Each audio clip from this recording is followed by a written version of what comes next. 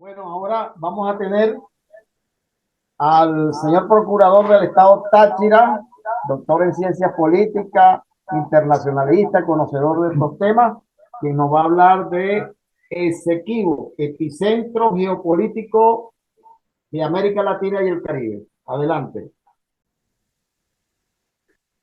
Bien, saludos a todos los compatriotas, camaradas, compañeros y amigos que siguen esta reunión vía Zoom.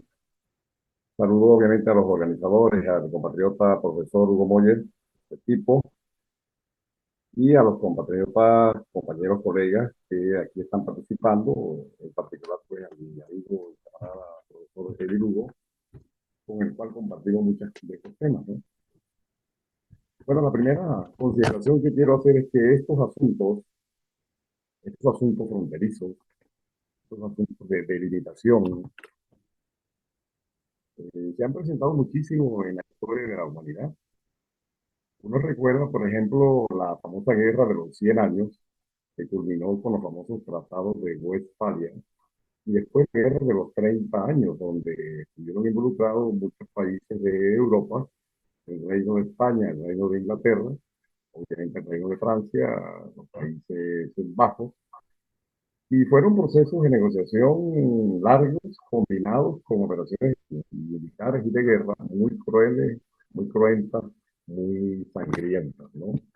Con esto significo que eh, lo referente a la reclamación legítima que tiene Venezuela sobre ese vastísimo territorio del Esequibo, recordemos que son 159.542 kilómetros cuadrados, ya data de un tiempo suficientemente largo, ¿no? Y que hasta ahora obviamente no se ha solucionado. Como explicaba el camarada Eddie, en ese proceso de negociación tuvimos la sorpresa de un gobierno de la Cuarta República de haber congelado, de haber sometido en el refrigerador durante un periodo largo de tiempo, más de 10 años, las negociaciones con el famoso acuerdo o pacto de Puerto España.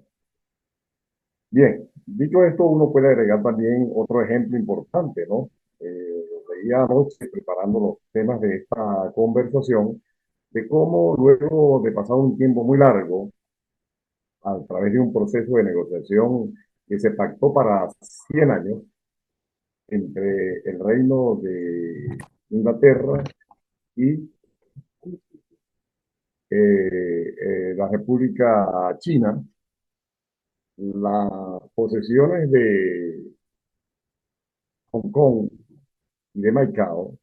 La primera fue devuelta a la República Popular China el 1 de julio de 1987, transcurrido como fueron 50 años. Y luego Macao, que también fue obviamente, por supuesto, devuelta a China eh, en un periodo de tiempo similar. Nosotros, obviamente, como latinoamericanos que somos, tal vez no tengamos la paciencia china, tal vez tengamos metodologías diferentes y distintas, ¿no? Y por lo tanto, pues nada, debemos asumir, como en efecto hemos venido asumiendo desde nuestra Cancillería, un proceso de negociación complejo, difícil y duro, sobre todo porque, bueno, nos hemos enfrentado a uno de los imperios eh, más poderosos del planeta, como es el Imperio Británico, que sabemos en el pasado dominaba los mares, eh, tuvo posesiones importantes en buena parte del globo terráqueo y que aún tiene algunos de ellos. Inclusive hubo reinas que gobernaron durante más de 70 años, como esta última que falleció hace poco tiempo.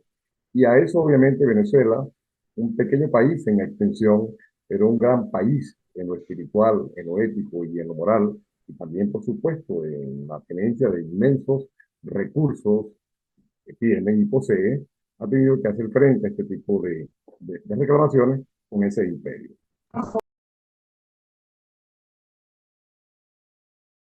Lo, lo que se nos ocurre decir como primera cosa, ya dentro del tema, es preguntarnos qué es el Esequibo. El Esequibo siempre y desde entonces fue un territorio habitado por nuestros hermanos indígenas. Luego fue ocupado por los españoles, conquistadores, colonizadores y también por los holandeses. Ya para 1777, cuando Venezuela se convierte y es decretada así en la Capitanía General de Venezuela, todos esos territorios hacia el este del Esequibo, hacia el este de nuestro territorio, pasaron a formar parte de esa Capitanía General de Venezuela.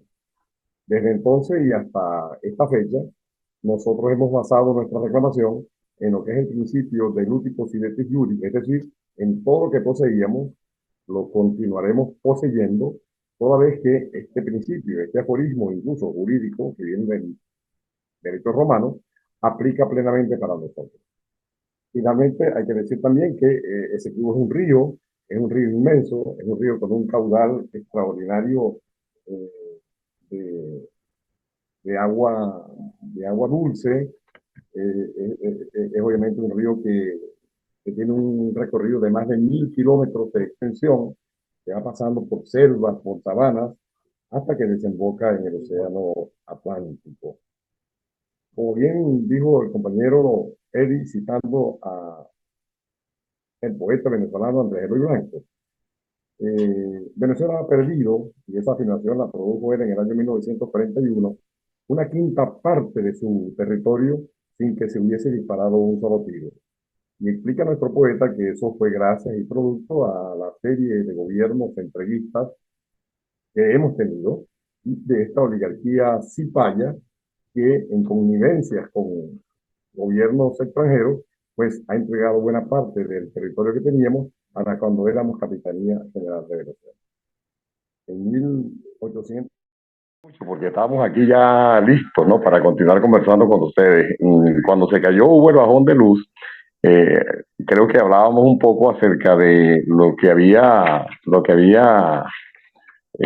dicho el profesor y poeta Andrés Roy Blanco en el año 41, de que, bueno, Venezuela había perdido una quinta parte de su territorio sin que aquí se hubiese disparado un tiro, y todo gracias, si se puede decir así, a la actitud de gobiernos entreguistas y a la oligarquía cipaya, oligarquía que, por cierto, en el año 1853 fue capaz de escribir un documento donde le decía al gobierno británico que si ellos le ayudaban a gobernar este país de tantos forajidos y bandidos liberales, ellos estaban dispuestos a entregarle el territorio Esequibo, ¿no? Esa carta la firmaron unos apellidos muy conocidos, como Zuluaga, como Machado, muy conocido en este tiempo, ¿no? Entonces, bueno, decíamos también que en el año 1899 ocurre el famoso laudo arbitral de París, que más que el laudo arbitral fue la confirmación del famoso acuerdo de Brasil, de Washington, suscrito en el año 1857, donde el Departamento de Estado, conjuntamente con el gobierno británico, habían prácticamente acordado, bueno, repartirse Venezuela. En ese acuerdo arbitral de París, donde Venezuela no tuvo representación jurídica, dos jueces británicos, dos jueces norteamericanos y un juez ruso, este último presidente del comité arbitral, se coaligaron para despojar a Venezuela de casi 160.000 kilómetros cuadrados. Esequibo es la gema de la corona, lo hemos dicho varias veces. Bueno, porque en Esequibo usted va a encontrar cantidades inmensas de oro, aún no cuantificadas en reservas probables y probadas. Va a encontrar diamante, coltán, bauxita, bueno, va a encontrar oro, mica, va a encontrar manganeso, petróleo y gas en cantidades gigantescas, y por eso la presencia allí de la ExxonMobil. Va a encontrar agua dulce, va a encontrar una biodiversidad con una flora y con una fauna y con unos bosques extraordinarios nunca vistos en ninguna parte del mundo, ¿no? Y en esa zona hemos dicho, viven alrededor de 130.000 personas, en su gran mayoría indígenas, afrodescendientes, mestizos, con etnias indígenas como los guaraos, los arabacos, los caribes, los guapichanas, los Macusici, los Patamonas. En esa zona se hablan diversas lenguas. La riqueza y la diversidad cultural allí es extraordinaria.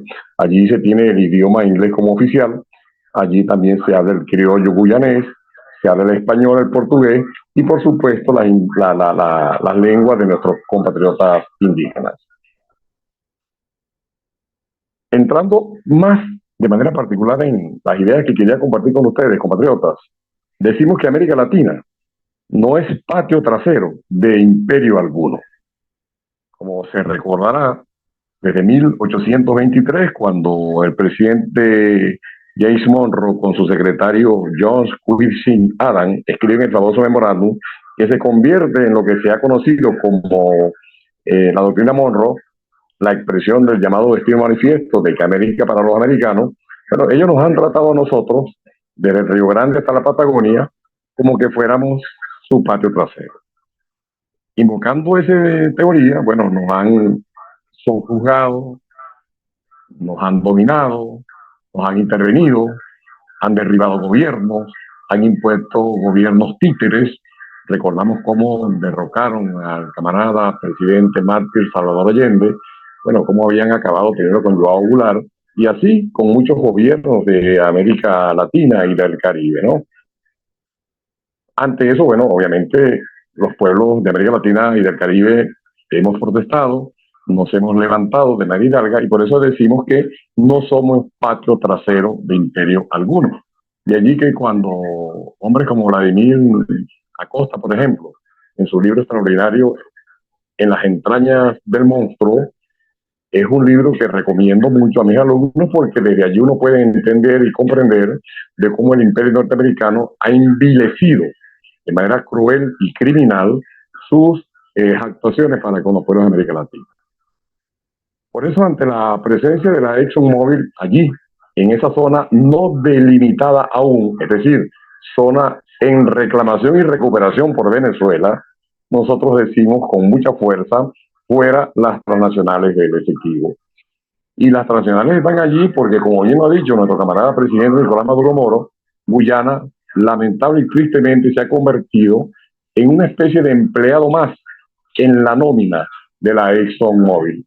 Y recibiendo prebendas y recibiendo dinero en cantidades inmensas y tal vez otro tipo de regalos, han permitido que allí la ExxonMobil participe, comience estudios de exploración, de explotación, de desarrollo de campos gasíferos y petrolíferos en zonas que obviamente al no estar delimitadas, el mismo acuerdo de Ginebra de 1966 prohíbe e impide que Guyana haga ese tipo de cosas.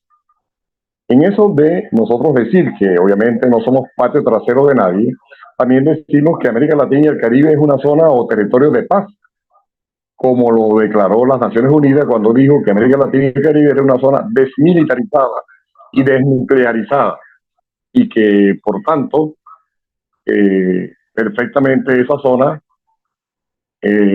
no podía haber presencia pues alguna de conflictos y mucho menos por supuesto de guerras, ¿no? América Latina también por supuesto es una zona donde se han ido presentando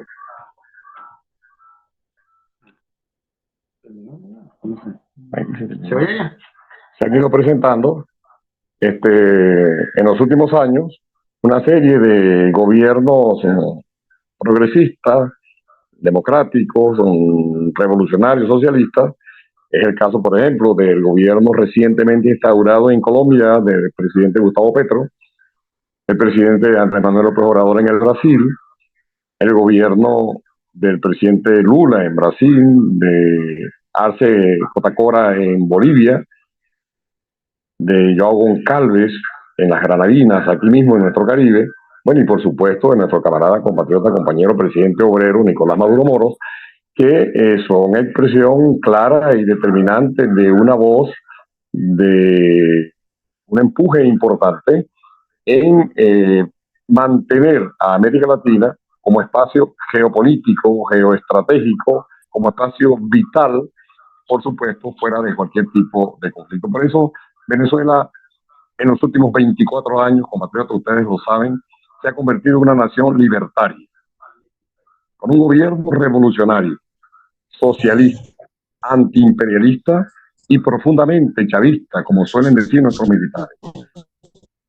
Ese mal ejemplo, entre comillas, que da Venezuela, obviamente que no gusta al imperio norteamericano. Y por eso en el año 2015, el presidente Barack Obama nos declaró ser una amenaza inusual y extraordinaria.